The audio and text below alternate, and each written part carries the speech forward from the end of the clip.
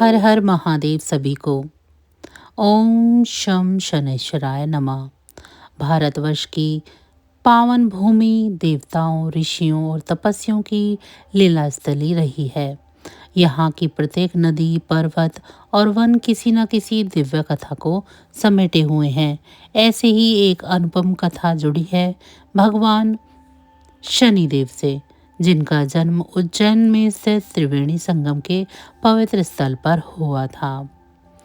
यह प्रसंग स्कंद पुराण के पंचम खंड अन्वंती खंड के शाता सगम महात्म्य अध्याय 67 श्लोक 46 से 55 में विस्तार से वर्णित है।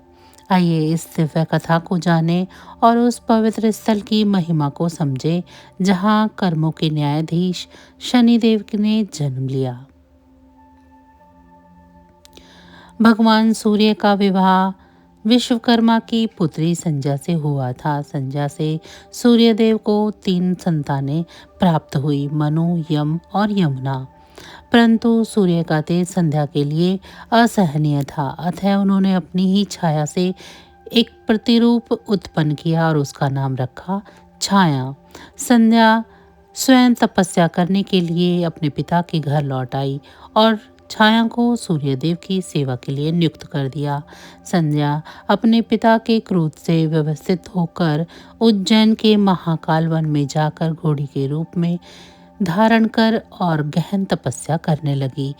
इधर छाया के द्वारा यम को पीड़ा पहुंचाए जाने पर सूर्यदेव को संदेह हुआ और ध्यानस्थ होने पर भी उन्हें संध्या की वास्तविक स्थिति का ज्ञान हुआ।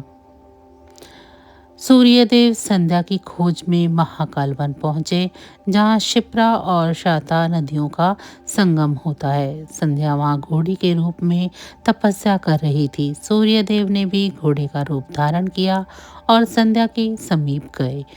उनके संयोग से संध्या की नासिका से 2 पुत्रों का जन्म हुआ। ये थे अश्वनी कुमार, देवताओं के वैद्य। नासिका से उत्पन्न होने के कारण इन्हें नासाग्र भी कहा जाता है। उसी समय वहां छाया भी पहुंची। वे गर्भवती थी और संगम तट पर ही उन्होंने एक पुत्र और एक कन्या को जन्म दिया। कन्या का नाम रखा गया तापी, जो तपस्या कर नदी बन गई। पुत्र का नाम हुआ शनिश्चर, यानी धीरे चलने वाला, समय का प्रतिनिधि और कर्म का दंडाधिकारी। इसी कारण यह स्थान शनि जन्मभूमि के रूप में जाना जाता है। जहाँ शिप्रा, शाता और गुप्त सरस्वतिया नदी मिलती हैं, उसे त्रिवेणी संगम कहते हैं। यह स्थान मोक्ष प्रदायक माना गया है।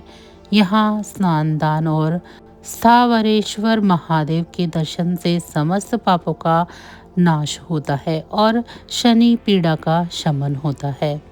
स्कंद पुराण के अनुसार नवग्रहों ने भी इस पावन स्थल पर आकर शिवलिंग स्थापित किए और तपस्या कर भगवान शिव से वरदान प्राप्त किए।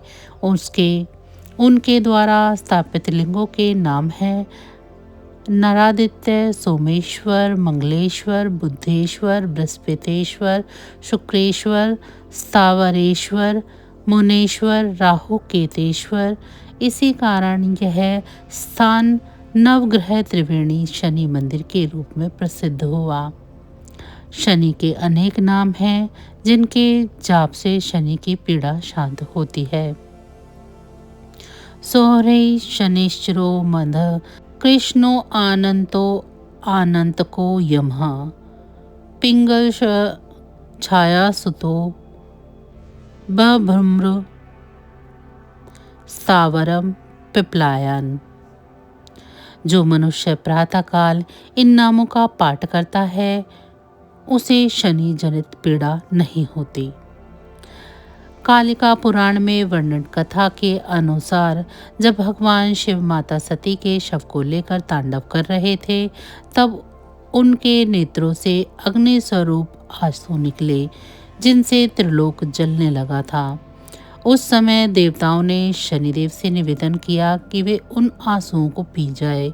शनिदेव ने त्रिलोक की रक्षा हेतु उन्हें पी लिया, जिससे उनका सारा शरीर हमेशा के लिए काला पड़ गया।